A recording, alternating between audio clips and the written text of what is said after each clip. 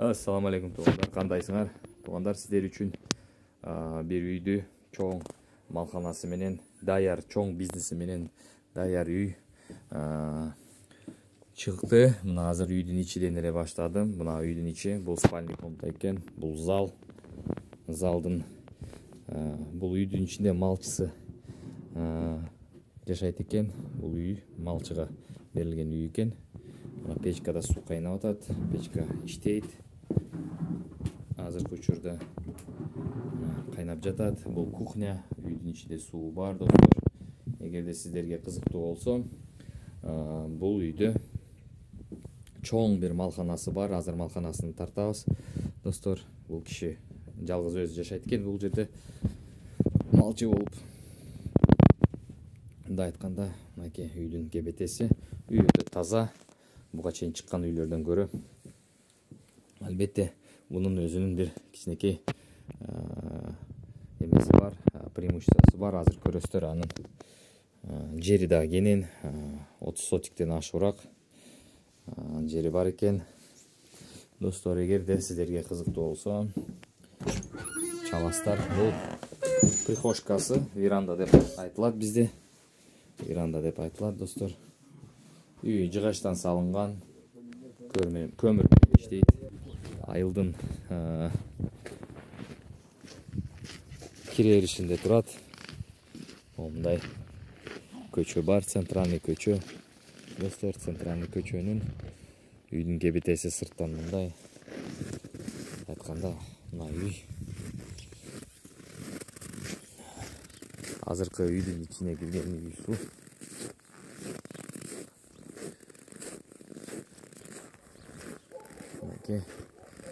Двору дагы чоң экен, карасаңыздар. Биякта өтө чоң. Мына отундун өзү канча отун болот. Бул отун акча менен эсептегенде бир 80 миңдик отун жатат. Тетиги дарактарды кессе болот. Ал жарабайт, отунга эле жарайт. Малханасын жөнүндө айтып кетсек, мына малхана мына кенен чоң бир чөп сактагыч, жем сактагыч имараты бар. Ушул имараттан нары бука байлайтырган, мал байлайтырган, карасаңыздар. Ушундай чоң машина кенен эле кирип, жемди түшүрөт. Бул жерде бир 4 контейнердин жеми батат. Ошондо 80 тонна жем бататырган жери. Мына жерде бука байлайтырган чоң килтейген сарай бар экен. Азыр өлчөбүз 1, 2, 3, 4, 5, 6, 7, 8, 10, 11, 12, 13, 14, 15, 16 метр узундугу малхана бар экен. Жерлери кенен.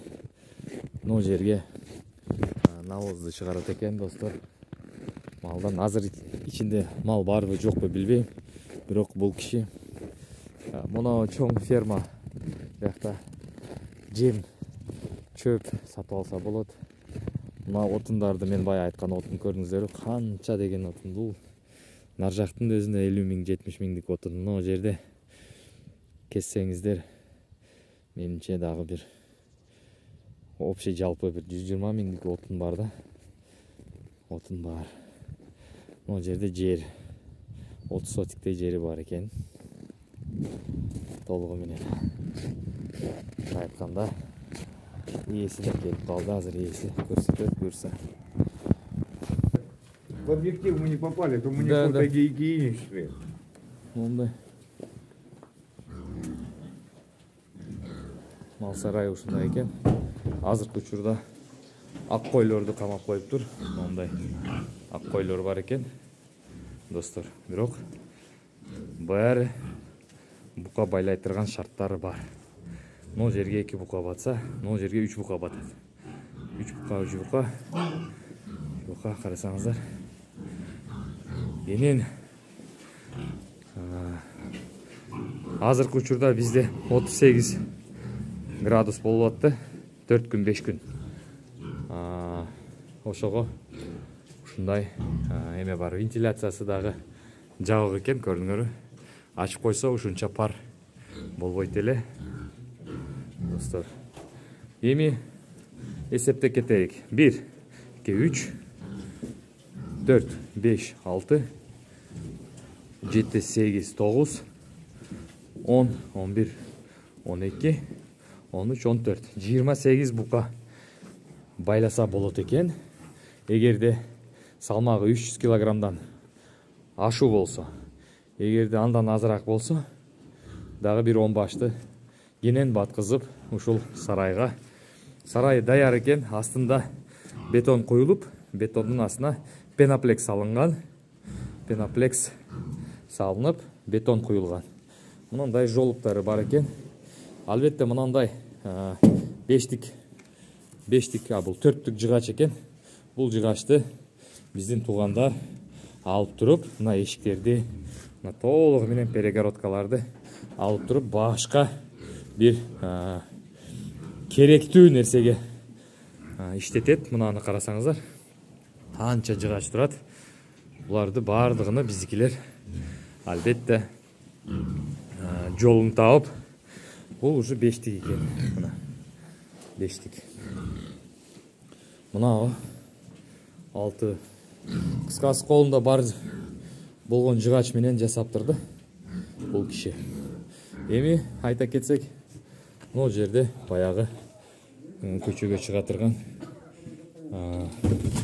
эшик, могу жерде жабылган, электрикасы бар экен, бары освещениясы бар экен. Достор, бияктан малканадан чыгып туруп эле мына жерде жер, мына сарайды бузуп туруп канча жыгач чыгат, көп нерселер чыгат. Достор, мына үй, баягы үй, сыртыдан үй, жеке турган, өзү жалгыз турган үй, кошумча эмес. Мына баягы жер, мен айткан тетиги имаратка чейин кенен эле жер. 30 сотиктен ашыраак экен, биякта 50 сотикте эле чыгат деп ойлойм. Көптөн бери мына ушу баягы жем сактагыч, достор. Мына жем сактагыч. Бияк температурасы бирдей экен. Бул нерсеси кетет экен, буну алып кетем дейт, дробилка. Эми мына баягы сырттан сактагыч, көрүңүздөрбү? Жыгачтан сонун кылып салынган, жакшы эле кыргызчасын айтканда кыйратып койгондой кылып коюптур. Жемди караңыздар, мына горох, арпа, мына гречка сурагандарга ушуну отход катары эсептейт. Ушуну азыр чочкого берилип жатат. Момундай дробленка кылып, момундай бункердан, көрүңүздөрбү, мынакей таза жем. Бирок бул аппаратты алып кетем дейт. Аппарат өзүмө керек дейт. Чоңураак, чоң бир будан дагы 3 эсе чоң жерге көчүп барып атам дейт. Көрүңүздөрбү, мына материал жыгачты толугу менен. Ичинде наркы сыртында түнүккө менен урулган. Өтө чоң. Мына жерге менимче бир 35-30 машина потолокко чейин жем батат. Жем сактагыч кургак жемди алып келип, мына жерге төгүп, мына жерден түшүрүп сабот. Достор, кимге кызыктуу болсо чалгыла, достор, албетте сиздер үчүн мындай малкана даяр 28 букка бата турган, салмагы 300 килограммдан өдө болсо, жер бар экен, сарай бар экен. Буну артында место бар, улантып кетсе болот. Эгерде батпай кетсеңиздер, сиздер өтө баягындай бай болуп кетсеңиздер, дагы узартып, улантып кетсе болот. Үйдүн документтери даяр, алсаңыздар болот. Достор, кимге кызыктуу болсо, баасын сурап, чалып, мага кайрылыңыздар.